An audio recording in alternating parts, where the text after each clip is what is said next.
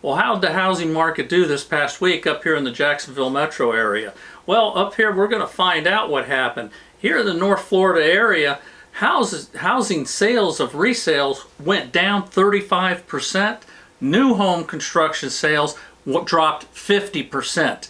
I'm going to take you through all these numbers. Hey, you know what? I've been doing this for over a year, sharing all this information with you, where I look at the real numbers in real estate. That's right. And then I put all that information together for you in an Excel spreadsheet so we can compare and see what's really going on up here with these numbers. Hey, this is my show, Bubble Watch. We're in season 2, week 13, and I'm going to get to all these numbers right now. Hey, I'm Tom Kerr, and I'm your host of this show, Bubble Watch. This is the real Bubble Watch. Hey, I'm just a regular guy who happens to be a real estate agent up here in North Florida. And I look at these Jacksonville Metro numbers every week I bring to you. It's because I have an MLS account, and I share the back end of that account with you every week. And then we put it into these Excel spreadsheets for you, make it easier for you to see. You know what? This Jacksonville Metro area consists of these 9 counties. Baker, Union, Bradford, Clay, Nassau, Duval, St. John's, Flagler, and Putnam. And I'll even show you some stats from each individual county too, as far as what the sales are, so you can track what's going on. And we track this, every week so that you can look at that trend to catch, is that bubble really about to burst? Has it burst? Where are we going? Well, as I just mentioned, sales have been down over the last week, so we're going to check it out. Hey, as always, let's get to those active listings because I'm going to show you the real numbers in real estate. Okay, here we are. We're going to look at those active listings. And as we look, we've got 6,091 active listings right now, Northeast Florida. All right, what's next? We're going to look at those solds. How many sold in the last 7 days? That number is 455. All right, next we're going to take a look at contingent taking backup. Okay, these are homes that, well, let's see. First, let's look at the number 782. These are homes that are under contract but have contingencies. Okay, next we'll look and see how many of those went into pending status in the last 7 days. That number is 597. Now to give you an idea what this looks at, what we're looking at here, this here 1379 number is the combination of contingent taken back and pending. So that is everything that's under contract. And what I wanted to do was just show you the map so that you can see how enormous this is. So as you can see here, we're looking at the map, all these dots represent, these are people under contract, all right? So even though our sales are down, look at this. I mean, over 1,300 people have signed up to go into a real estate deal, okay, with these interest rates and these prices. All right, let's look now at how many of these homes are in withdrawn status. These are people that had taken their homes temporarily off the market. Usually it's for repairs and things like that. That number is 84. Okay, how many of these expired? These are listings that did not sell. They expired 145. All right, next we're going to look at the new home sales, and we're going to take a look at what sold in the last 7 days on new construction. And that number is 90. Next we're going to look at how many new construction homes are active listings, and these are homes that are for sale right now. And that number is 1,738.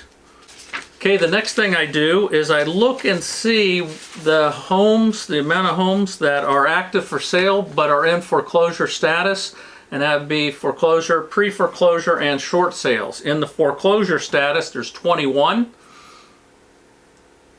Those that are pre-foreclosures are 11, and the amount of short sales is 15. Okay, like I says, I take all that, I export it into an Excel spreadsheet from my MLS account, and then I just clean it up a little bit to make it easier to follow and easier to read for all of you. All right, before we get to those charts from the Excel spreadsheet of all these numbers and compare them with the previous weeks, let's compare what those interest rates did over this past week. Okay, as you look here, this here is your fixed rate 30-year, and we saw last week we left off at 7.2%, and now it's at 7.14. Okay, it did drop quite a bit the next day when it was 7.2 to that 7.03. Kept down pretty much closer to the 7, and then we just saw a jump up here today. All right, next let's take a look and see how those VA loans are, because the VA is generally a little bit less than the conventional. Okay, the VA, as you can see, did the same. Last week it was up there knocking on 7's door at 6.95. Went down a little bit and ended up at 6.82. Now let's take a look at those FHA. Our FHA was 6.92 last week and ended up at 6.8. Okay, next I look at the graphs that show the price per square foot, the inventory, median price, and days on the market. So let's take a look at those 4 graphs. All right, here we are, price per square foot. Oh boy. Oh man, that thing is just climbing. Geez almighty.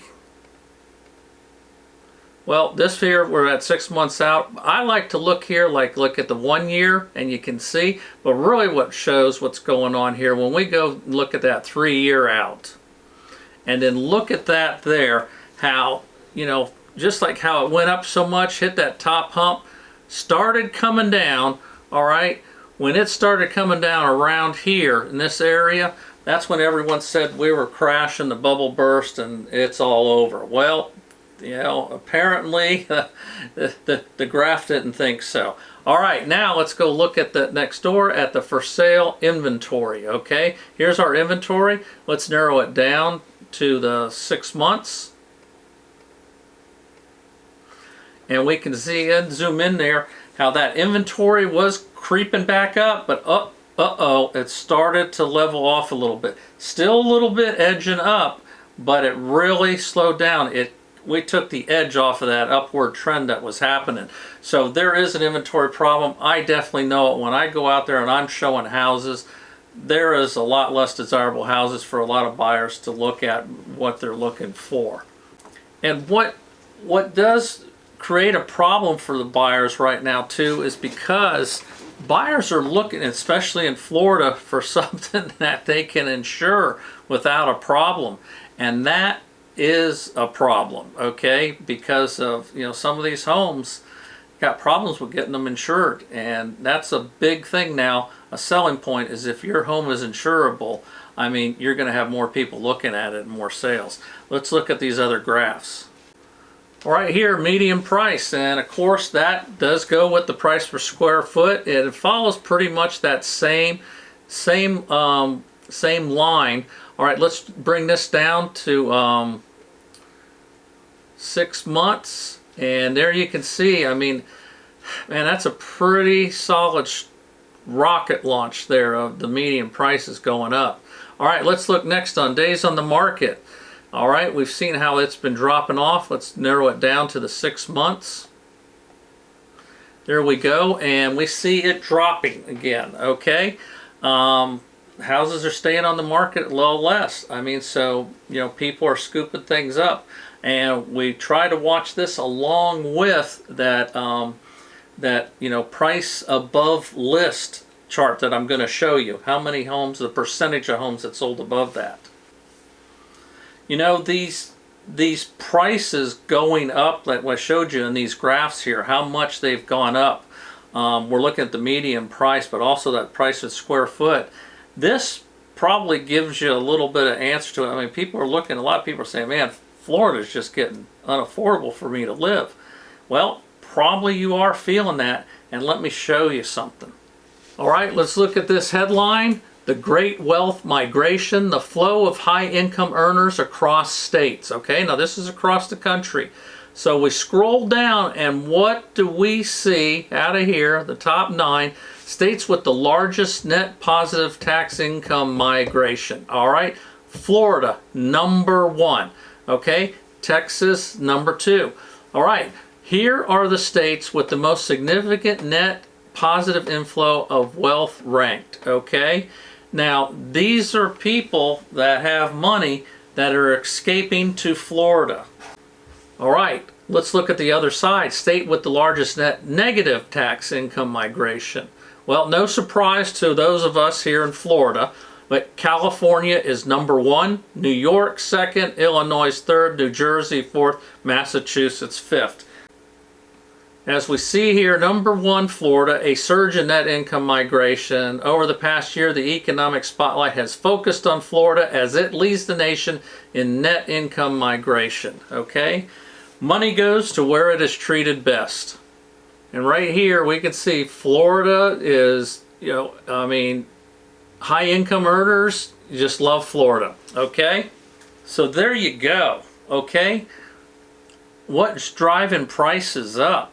Okay, well, yeah, people moving here, supply and demand has a lot to do with it, okay, as with anything else.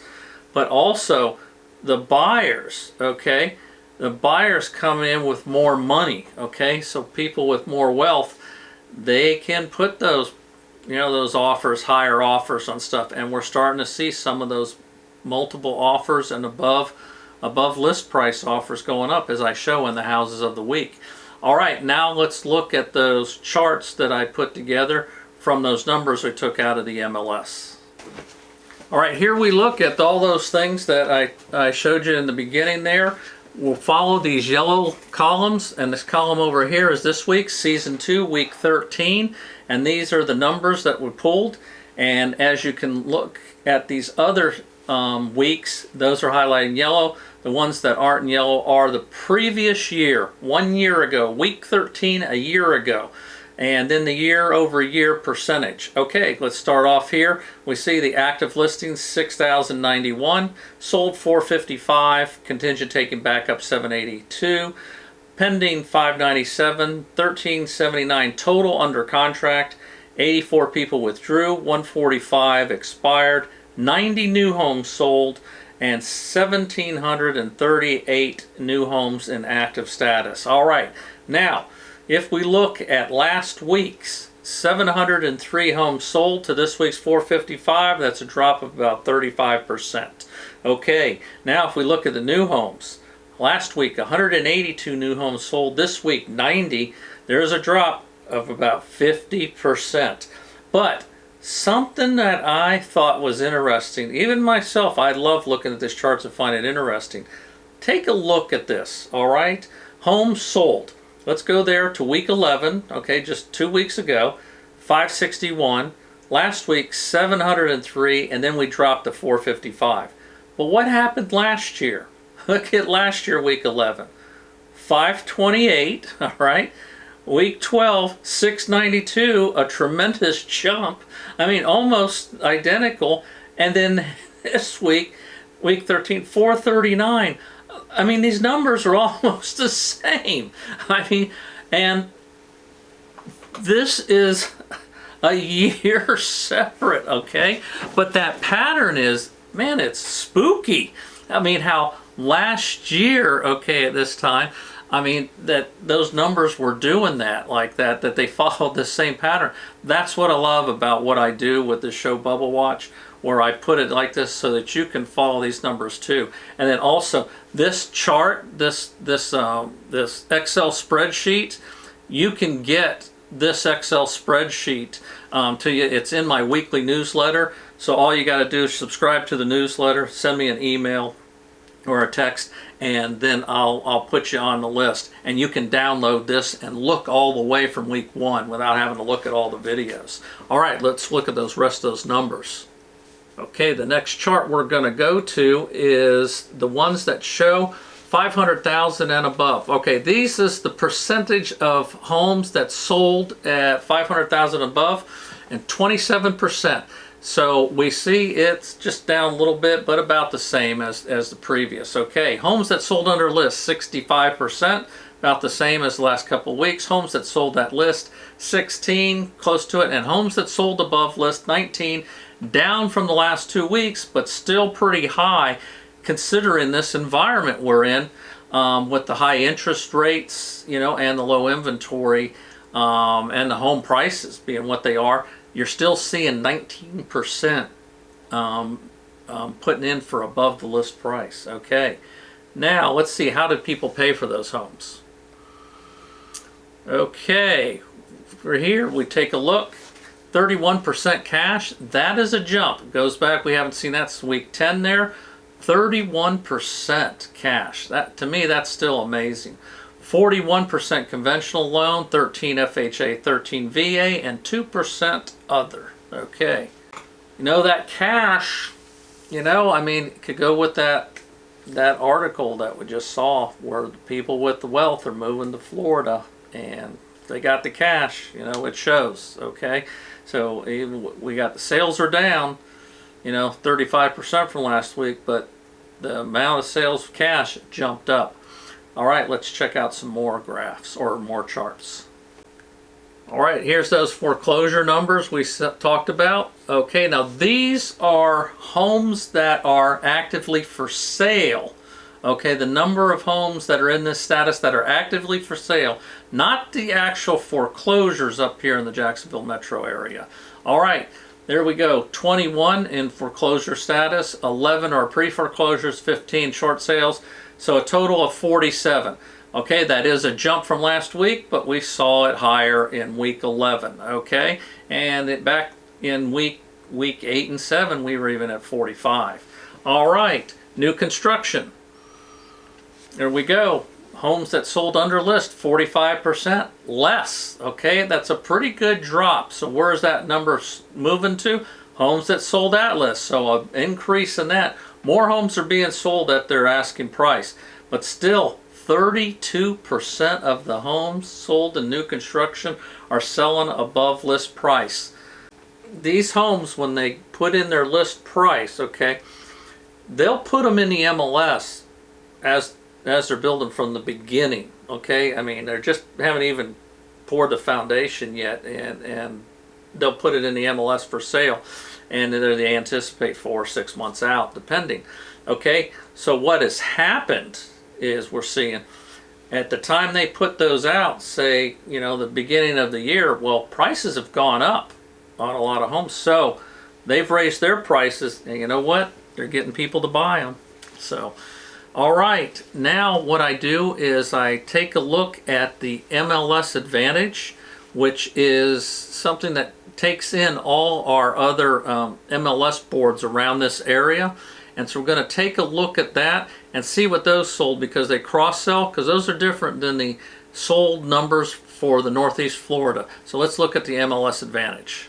Okay, here we are in the MLS Advantage. You can see I got the 9 counties there: Baker, Bradford, Clay, Duval, Flagler, Nassau, Putnam, St. Johns, and Union. So we're going to hit that search button and see how many solds we have. And that comes to 611. Okay, now what I do, and what it takes so long that I just don't show it on here, but what I did is I broke it down by counties, because people had asked me, hey, you know, what is it by county? So I've got it broken down to this next chart. We're going to see it per county, how many solds, and then you can compare it with the previous week by the counties. Here, let's look at that chart now. Okay, as you can see there, Baker had 3, Union was 0, Bradford had 5, Clay 70, so that's a significant increase from last week. I mean, a decrease from last week. Nassau 48, a big drop. Duval 231, big drop there. Also St. John's at 156, Flagler 79, a huge drop. Putnam 19 for the total of 611. We saw last week it was over 1,000. Okay, so this was definitely a drop even for the MLS Advantage. All right, now we've got coming up is those houses of the week, but before that I've got my question of the week, and this one here is towards buyers or sellers. I mean, it's pertinent to that, and I actually get the question from both, but in a different kind of a way.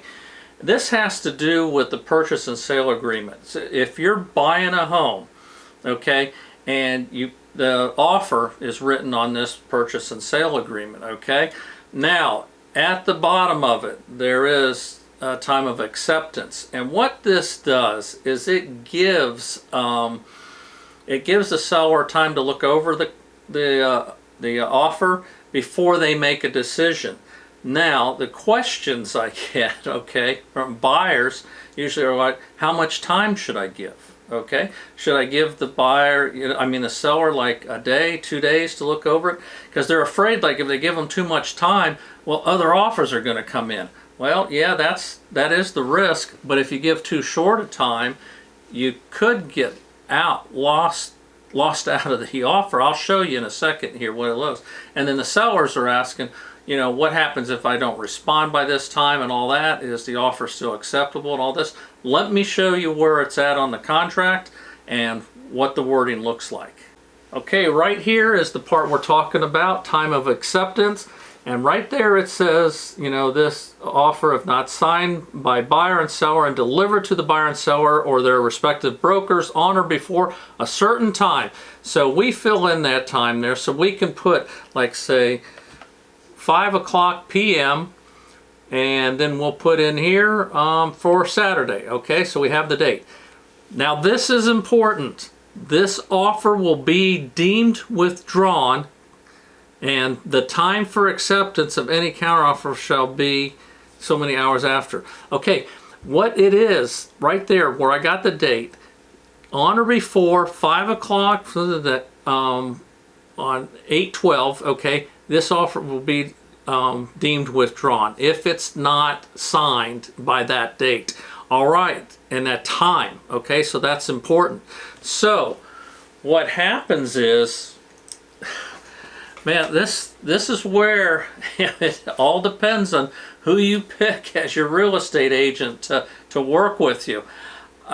Many times I see where this has been ignored, okay, and the deal still goes through, okay? It still goes through, all right? But what can happen is, and it hasn't happened to me, but I've seen it happen, that a buyer has an agent that says, well, let's put a short time frame in there, let's just give them, I've seen it in less than a day. Actually the same day. You get the offer at 9 o'clock and then they want a response by noon or like 2 o'clock. They're trying to push it. Well, what happens is the seller may feel too much pressured and say, well, I can't make this decision now. I gotta talk to people, I got this and that. And it gets past that time, not just the day, but that time that's critical, and it's withdrawn. It's deemed withdrawn. That means it's no good, okay? And then all of a sudden the seller picks up somebody else that gave them more time. Even if they didn't wait to that time, it gave them that little extra, maybe few hours or maybe a day, and they took the other offer and the other person lost out. And why? Well, because of this. And this is where your agent that you have, if you're a buyer, needs to communicate with the listing agent too, which doesn't happen. Oh, I get it. Sometimes I'll have buyer's agents, I don't hear from them or nothing, and I was going, okay, whatever, but this is why it's important, which brings me to, like, if you'd like to use me or my group as to represent you in buying or even selling a house, but if you're relocating to this area or from either in state or out of state, just give us a call at this number here or shoot us an email at this here so that we can arrange to talk to you and help you out. All right, now for the houses of the week, and this is where I look at a house that sold below list and a house that sold above list. All right, first let's look at the one that sold below list. Okay, this house went up for sale for $410,000, was on the market 88 days on the market. Okay, over that time, they did reduce it to $380,000, okay? At which time, they got an offer that they accepted for $355,000, okay? This here is, well, what happened? There we go. All right, now we're back. I don't know what happened there. $355,000. Okay, that there, they also gave concessions of $3,500 for repairs. Okay, this happened to be a cash deal. Now, so that sale was $55,000 below. Take away that, add on that $3,500 in cash that they gave, so that's almost like $58,500. Okay, that they've lost on this. All right, so what did these people pay for it? Okay, if we look here, we can see, well, we're not going to look at the one in 2021 because that was a quit claim deed. It was and that, I don't know what the particulars on this. Sometimes it's just changing, you know, the deed to like people that are going to, you know, inherit the property, or if there was a death or something like that. So we're looking at back there 2005. So there was September 2005. They paid $235,000 for it. Now keep in mind, 2005 was, everything was super high on price, okay? Like we were in 2021, actually even worse, okay? So let's take a look at a appreciation calculator and see what they made. Okay, here we see that they had it at 235. They bought it in 2005, sold it here in August 2023 for the $331,500. Because what I did was I took out that what was it? The concession. Okay, so that's less that they're selling for. Appreciation almost 2% a year over 17 years. So the appreciation you'd like to see on a home is like 5%, 6%. All right, so these people got kind of hit with a double whammy. Is that they bought it in 05 at the highest, then man, those like, you know, 7, 8, 9, 10, everything dove. They took a beating. I mean, things really, that was a real crash, okay? That was a real bubble that burst, okay? And then, of course, they lived through this market, and then we had our downturn, okay? Which is basically, I call the correction. So they went through two of these. That's why they ended up with the 2%. Okay, let's look at the one that sold above list price. Okay, this is kind of a wild one. All right, they start off here at $575,000.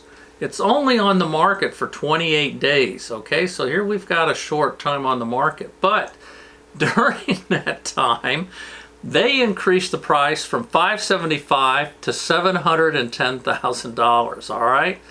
Well, they ended up settling. Okay, when they ended up putting it up at that price, they did get an offer for where they were selling it for $633,000.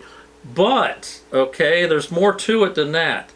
There was $24,000 in concessions, okay? And these were for closing costs, okay? Now, this here was a VA loan, so you can assume then what happened was there was no money down, okay? That's typical of the VA loans. That's the advantage of them, okay? They can get into these homes like a $600,000 home with no money down.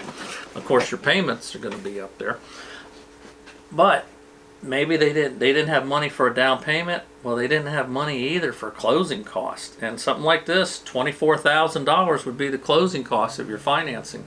So they asked them to pay the closing costs. But what did they do?